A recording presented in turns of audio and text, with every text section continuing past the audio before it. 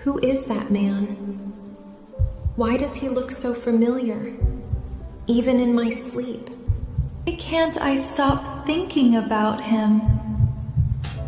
Even covered in dirt, he still looked handsome. What a nice place. I hope we can stay here forever. I'm going home to help your mom cook. Don't stay out here too long, all right?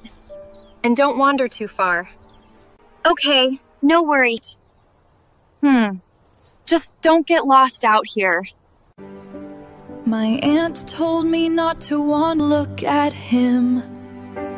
I never knew Grandpa had someone working here.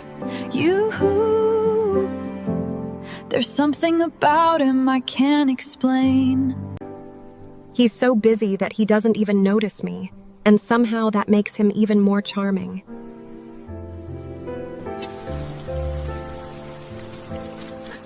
I'm sorry.